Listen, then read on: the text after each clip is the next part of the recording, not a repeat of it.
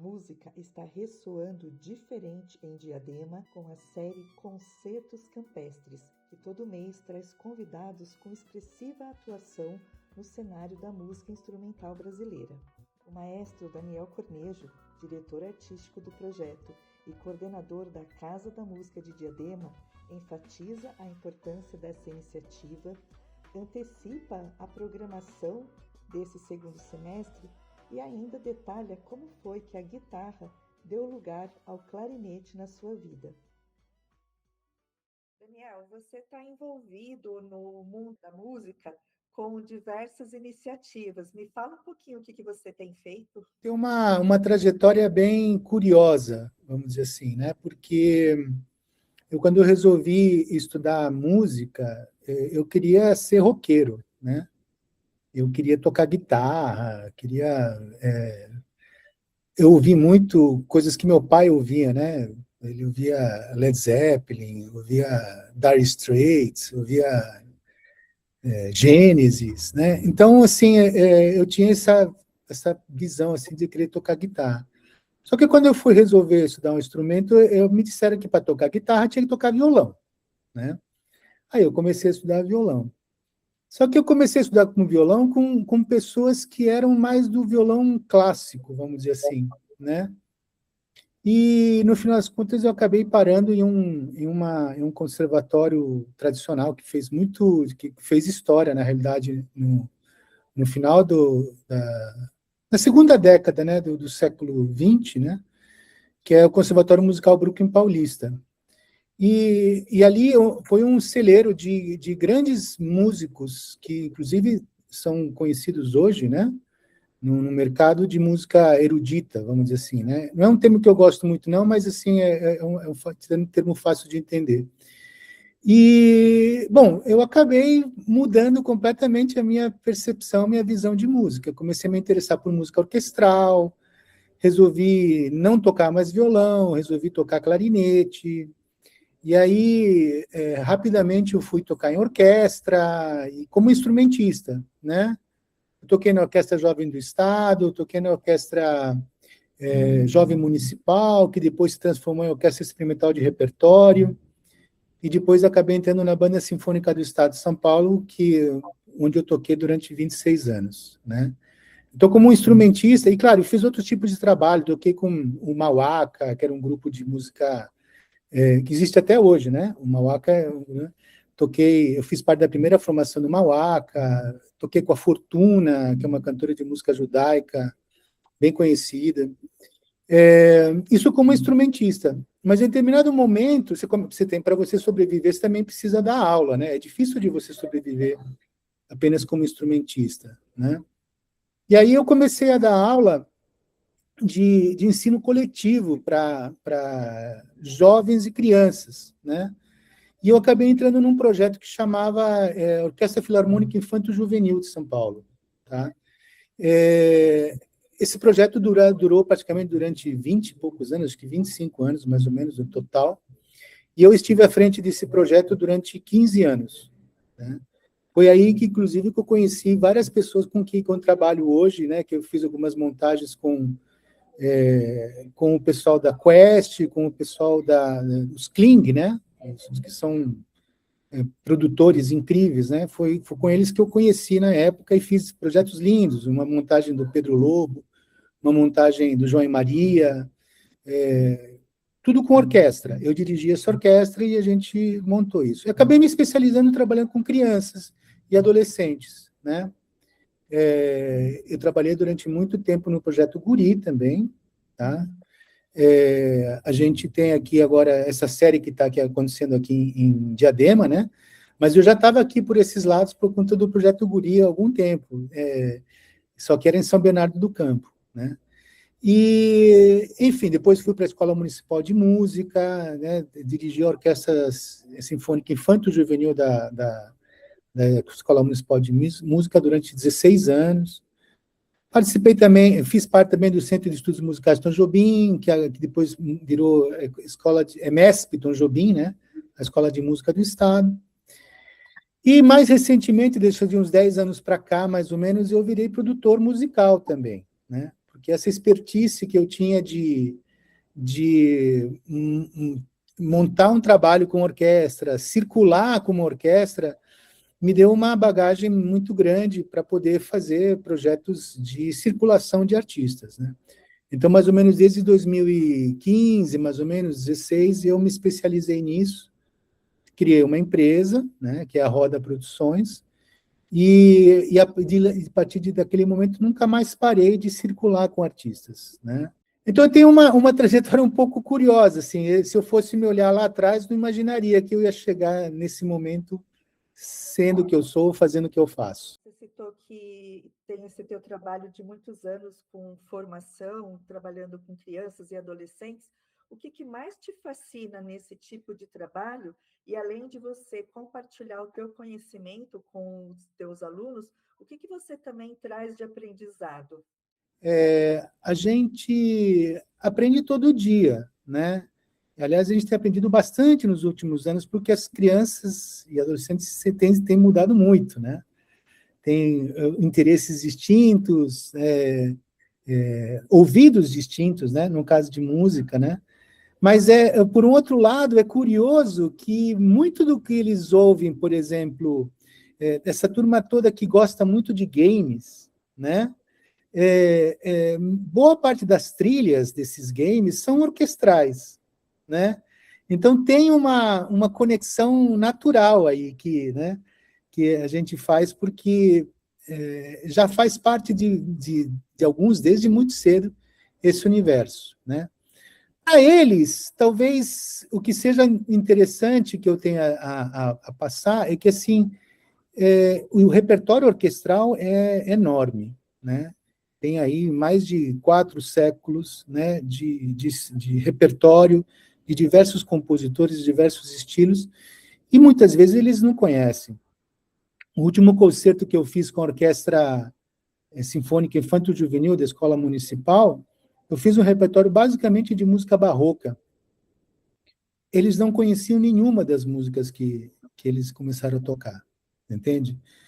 Então, assim, eu acho que é uma das coisas que eu valorizo no trabalho que eu gosto de fazer, é de trazer esses repertórios para esses ouvidos, né? Hoje em dia é mais difícil, é muito curioso isso, né? Porque hoje em dia você pega um celular e você tem acesso a qualquer coisa, né? Mas talvez pela questão dos algoritmos, não sei, às vezes acaba havendo um filtro, né?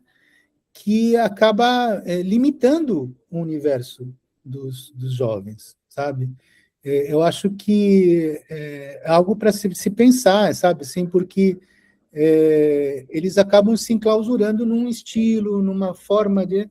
E quando a gente não tinha isso, né? A gente era meio que obrigado a procurar, a gente ia em concerto, né? Isso era uma coisa também que eu reparo muito, que hoje em dia tem muita gente que não vai em concerto, né? Por isso que, inclusive, esse projeto que a gente está fazendo aqui em Diadema, os concertos campestres, é importante porque a gente está trazendo um repertório eclético, completamente eclético, formações ecléticas diferentes, para que eles tenham acesso a todo um repertório, inclusive de música brasileira, que é feito para esse tipo, que tem esse estilo, né?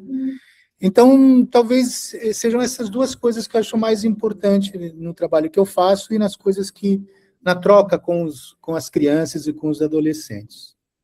Você percebe também que os alunos acabam levando para a família e trazendo os pais, os parentes, para participar dos eventos? Você consegue perceber isso? Exatamente, não, e assim, acaba acontecendo também uma troca de repertórios, né? Quer dizer, assim, os pais começam a conhecer repertórios diferentes, que os filhos já ouvem de alguma forma, né? É uma troca, na realidade, o tempo todo a gente está fazendo essa troca. Fazer música em grupo é isso, né? Assim, é a minha experiência, a minha vivência musical. Quando eu toco com outro músico, ele tem outra vivência musical e assim por diante. Então, quando você está num grupo grande, né? Ou uma orquestra, ou, sei lá, um grupo de câmara, que é a proposta inicial dos concertos campestres, né? Tem ali várias pessoas que têm universos distintos e se juntam para fazer algo junto, né? E isso é muito bacana. E no público acontece a mesma coisa, né? Chegam ali pessoas que têm diversos repertórios e diversas origens e diversas, enfim, né? E se encontram ali, né? O público dos concertos campestres tem aumentado a cada dia, cada vez que tem uma edição, né? Tem vindo cada vez mais gente, porque as pessoas replicam, né? As pessoas comentam, falam, puxa, eu fui assistir. Essa semana mesmo aqui, eu atualmente estou como coordenador da Casa da Música de Diadema, né? E aí, essa semana, a gente teve o início de um trabalho que a gente está tentando implantar aqui, que é a iniciação coletiva a instrumentos de sopro, a instrumentos de cordas, né? Por que isso? Porque muitas vezes as pessoas acabam indo tocar aqueles instrumentos que tem na sua casa, ou que tem na sua família, né? E você não tem, digamos, acesso a outros instrumentos que não são tão tradicionais, vamos dizer assim. E uma das crianças que veio nessa semana, veio porque assistiu Concertos Campestres. E adorou o que viu, ele viu um quinteto de metais, ficou fascinada, entendeu? Então, assim, eu acho que a gente está cumprindo um papel importante para democratizar a música e repertórios também, né? Porque os repertórios também são diversos. Como que surgiu esse projeto e como que você faz a seleção do repertório e a seleção dos convidados? Esse projeto, acho que é consequência dessas parcerias que eu te falei, que a gente já teve com o pessoal da Quest, com o pessoal dos Klings, né? Porque a gente fez projetos anteriores. E há praticamente um pouquinho depois da pandemia, né? Eles lembraram de mim para esse projeto que foi inicialmente feito em São Roque. E eles entraram em contato comigo com essa proposta, de que eu fizesse uma curadoria, escolhesse alguns grupos com essa ideia, né, de apresentar um repertório de música de câmara tradicional, porém com formações distintas, né? E, bom, foi um sucesso. Foi um sucesso. A repercussão foi muito boa, porque as pessoas não tinham ideia, né, do que de fato iam ouvir, e quando chegaram lá, se surpreenderam, né? Sabe? Porque é um repertório bonito, um repertório que tem um colorido diferente, né? Então, isso foi lá atrás, depois de um ano seguinte não teve, aí no próximo ano eles me convidaram novamente para fazer essa série aqui em Diadema. Como funciona? Eu conheço muitos grupos, pelo meu trabalho, inclusive, né, como produtor, conheço muita gente e eu sou um cara também que ouve muito, né? Concertos Campestres é uma série que são todos grupos convidados, que são grupos que têm carreiras nacionais, né? São grupos que já existem há bastante tempo e que trabalham diversos repertórios, né? Então,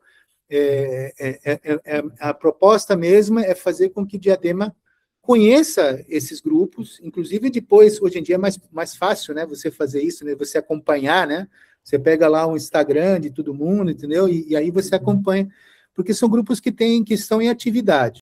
Então, a proposta que eu quis trazer, e fico muito feliz que tenham me dado essa liberdade, né, é de ser eclético, sabe, de pensar realmente em grupos que são distintos, que são formações distintas, em sonoridades distintas e têm repertórios distintos. Às vezes, nem tanto o repertório, às vezes, por exemplo, aconteceu uma situação muito interessante agora. Nesse próximo concerto, que é do Dudu Abdala, eles vão tocar uma peça que chama A História do Tango, né, que é de Astor Piazzolla. E é uma peça que é originalmente escrita, não necessariamente para essa formação, mas é escrita para violão e flauta, né? Até onde eu me lembro, se não me engano, é flauta transversal, tá? Só que a Júlia, que é essa solista que vai tocar no próximo, é uma virtuose, né? Ela assim, é uma jovem, ela ganhou o prêmio já com 10 anos de idade, ela já estava ganhando prêmio. Ela é uma virtuose, né? Então ela resolveu fazer uma transcrição dessa peça para flauta doce, que tem uma restrição de tessitura, né, em relação à flauta transversal, mas isso não foi um impedimento para ela. Essa mesma peça foi executada no terceiro concerto pelo quarteto de saxofones. Aí é um arranjo, né? Quem assistiu lá e vai assistir agora na próxima semana, com certeza vai ouvir outra música, né? Porque a sonoridade muda, os instrumentos têm outra forma de serem tocados, e, claro, os instrumentistas, os intérpretes são outros também, né? Então, assim, eu acho que várias experiências vão estar acontecendo, né? Esse é o momento mais bacana de quando a gente faz música, é o concerto que a gente está ali para tocar as pessoas, de alguma forma, se emocionem. E se isso acontece, a gente ganha o dia, né? Às vezes, acaba um concerto, de repente você olha assim, alguém na plateia está chorando, entendeu? Ganhamos o dia, né? Porque é exatamente essa a ideia. E, claro, não é só chorar, não. Às vezes a pessoa sai feliz, sai super, né? Então, assim, é um momento muito, muito ímpar, muito especial. Como que você, estando nesse universo, consegue explicar, ou como que você enxerga esse dilema das pessoas, às vezes, hesitarem em ir a um concerto? O que você acha que ainda impede as pessoas de estar tendo essa posição em ir? Porque quando vai, acaba se apaixonando, né? Um tipo de espetáculo, de apresentação que cativa. É engraçado que eu falei para você logo no começo que eu não gosto muito desse termo música erudita, né? Porque, na realidade, eu acho que muitas vezes as pessoas têm preconceito, né? Porque achar que é uma música só para iniciados, você entende? Que é uma música difícil, que é uma música... Às vezes pode ser difícil mesmo, tá? Mas muitas vezes não é. Muitas vezes são coisas muito acessíveis. A gente tem vários compositores do final do século XIX, começo do século XX, que são românticos, né? Que têm uma linguagem que, inclusive, são eles que moldam tudo que vem praticamente depois no século XX, né? Então, assim, mais por um desconhecimento mesmo, talvez, né? Nem seja até um preconceito, mas é um desconhecimento. E, às vezes, também, algumas pessoas, de repente, difundem por aí que não, porque é chato, porque é longo, porque eu não entendi o que aquilo significava, né? Mas, na realidade, como qualquer coisa, né? Você aprende, né? Você aprende. Muitas vezes as pessoas estão acostumadas a ouvir um tipo de repertório ou ir a shows, por exemplo, onde eles não estão ouvindo de fato, sabe? Assim, o exercício que a gente faz nos concertos campestres das pessoas realmente se permitirem ouvir, sabe? De você ficar em silêncio. O silêncio ele não é uma coisa, é uma exigência, não, que sabe? Não, o silêncio ele é importante para que você possa aguçar mais os seus ouvidos e perceber uma série de nuances que você tem. Basicamente, todos os concertos não são amplificados, entendeu?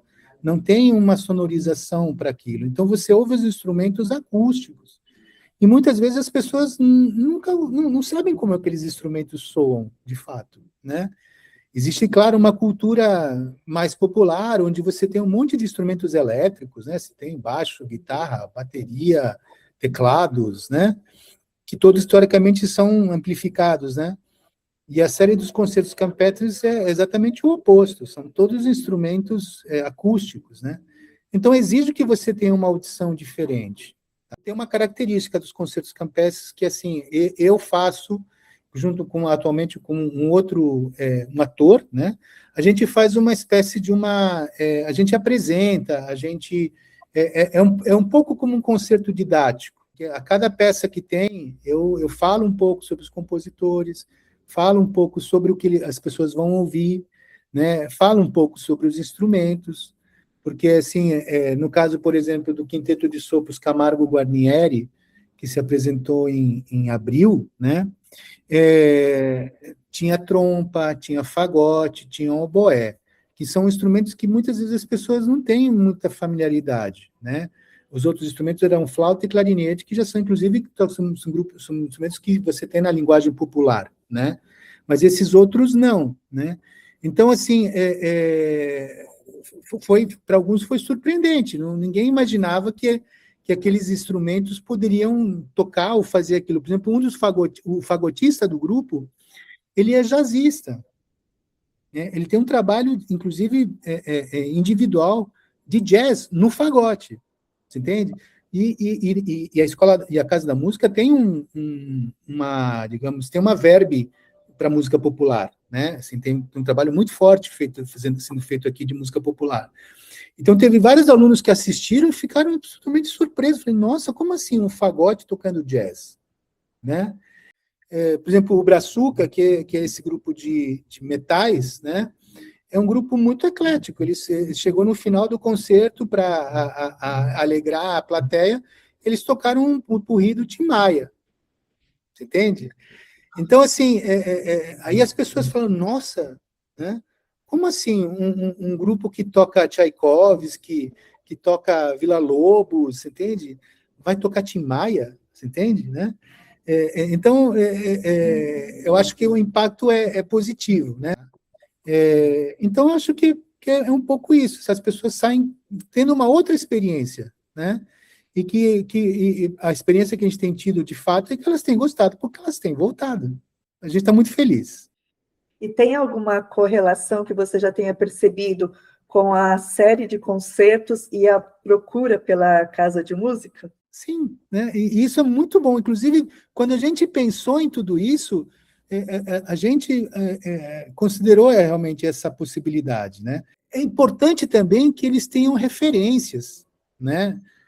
Inclusive também porque, como é uma escola que tem um foco muito forte em música popular, tá? O repertório que está sendo feito lá não é exatamente popular, entende? Mas são os instrumentos que os tocam. Então, vamos dizer, aqui tem aula de flauta, tem aula de clarinete, tem aula de trompete, de trombone, de saxofone. Só que eles estão indo nos concertos campestres ouvir um outro repertório, um repertório que é mais um repertório de concertos, compositores mais tradicionais, né, assim, de música clássica, que a gente vai entender. Então, tem sido importante também para que a gente tenha mais, assim, dar mais referências para os alunos da Casa da Música. Quando que a gente pode ver os alunos se apresentando? E você já tem também a programação dos próximos meses dos concertos? A gente se apresenta no Teatro Clara Nunes, né? 4 vezes por ano. O pessoal da Casa da Música se apresenta 4 vezes por ano. E aí, claro, as pessoas vão ter a oportunidade de ver os trabalhos que a gente faz aqui, que tem uma orquestra, tem uma big band, tem uma prática de choro, tem grupos de MPB, então tem corais. Então, tudo isso vão ter essa oportunidade de assistir nessas datas específicas. A Casa da Música, ela vai se apresentar no Teatro Clara Nunes nos dias 29 e 30 de novembro, domingo e uma segunda-feira, tá? E aí, nesses dias, se apresentam sempre os grupos grandes. E também as turmas de infantil também. Por quê? Porque as turmas de infantil é muita gente. Então, a gente está fazendo as apresentações lá no Clara Nunes. A gente vai se apresentar também no dia 7 de setembro, mas não vão ser todos os grupos, tá? A gente vai participar da festa do 7 de setembro, né? Do desfile 7 de setembro, mas vão se apresentar apenas a orquestra e a big band, tá? Dia 13 de dezembro, que é um domingo, a gente vai se apresentar lá na Lauro Michels, na Praça Lauro Michels, com um concerto de Natal, que vai ser o encerramento do ano. Tá? Então, a princípio, esses são os grupos grandes. Todo final de semestre, a gente faz apresentações aqui na Casa da Música, no nosso auditório, que a gente faz a mostra. Aí são alunos dos instrumentos individuais. Tá? Então, são edições razoavelmente longas, porque tem um monte de gente que se apresenta, porque é importante para eles terem essa experiência, né? Assim, a gente estuda música para isso, né? A gente não estuda, tudo bem, você até gosta de um instrumento, gosta de se ouvir tocar, aquilo te faz bem, mas o objetivo nosso é fazer com que as pessoas façam música para tocar para os outros, né? Então, todo mundo tem que ir lá se apresentar, tá? Isso sempre acontece na última semana do semestre, vai ser do dia 23 ao 28, tá? Vai ser essa semana que vai ter apresentações aqui no nosso auditório da Casa da Música. Eu estou na Casa da Música atualmente, tá? No momento. E aí os concertos campestres, vamos lá nos concertos campestres. Então, tem o próximo que tem agora é em agosto, né? No dia 22, sempre às 8 horas da noite, sempre sábado, às 8 horas da noite, que é o do Abdala, que é um grupo, é um duo de violão com flauta doce, pai e filha, é uma coisa muito interessante, sabe? Depois, em setembro é a cereja do bolo, tá? É o grupo Campsons, que é um grupo que é formado por instrumentistas da USESP. Ele é dirigido por um contrabaixista que chama Alexandre Rosa, que é um cara incrível, um cara que tem uma ideia, tem uma concepção musical muito ampla, é um cara que, além de música de câmara, ele trabalha também com teatro, com performance, é um cara tem uma percepção muito ampla da música, né? Inclusive também faz música contemporânea. Eles vão tocar A História do Soldado de Stravinsky, tá? Que é uma peça icônica do repertório de música de câmara. Aí, o próximo seria em outubro, dia 24 de outubro, o trio elipsoidal, é um trio de violões, tá? Em toda a série até agora, a gente não teve nenhum violão. Quer dizer, vai ter agora, desculpa, né? O Abdala. Mas é um trio de violões que tem uma sonoridade muito particular, muito delicada, muito sutil, tá? E também vão fazer várias peças de compositores brasileiros, tá?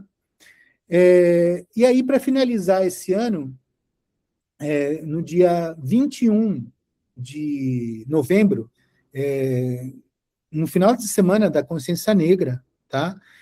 Vai ter, inclusive, um dos motivos que a gente escolheu esse grupo, vai ter um projeto que chama O Cupido é Louco, tá? É um nome bem curioso, que é um trabalho do Guilherme Camargo, que é um violonista muito bacana, que fez um resgate, né, de composições de origem, vamos dizer assim, luso-brasileira, tá? Mas que foram escritas por um escravizado na época, filho de escravizados, desculpa, filhos de escravizados na época, isso século XIX, tá? E são várias modinhas, tá? Que é uma coisa que esteve muito em voga no século XIX, né, no Brasil como um todo, inclusive século XX também, Villa-Lobos escreveu modinhas, né? E tem uma formação muito curiosa, entendeu? Tem violão, tem viola, tem clarinete e duas cantoras, né? E é lindo o trabalho, é lindo, é super delicado, são canções de amor, são canções, depois chama O Cupido é Louco, né? Então, assim, esse vai encerrar a nossa série esse ano. A gente está começando a conversar sobre o ano que vem, né? Ainda não tenho mais detalhes, mas eu gostaria, ano que vem, inclusive, que a gente trouxesse orquestras. Vamos ver se a gente consegue trazer algumas orquestras para participar, que aí já seria uma coisa já mais ampla, com outro tipo de sonoridade e outros repertórios também, tá? Mas acho que é isso que a gente tem de programação esse ano. A música tem muitas facetas, né? E tudo isso você vai ver nos concertos campestres, tá bom?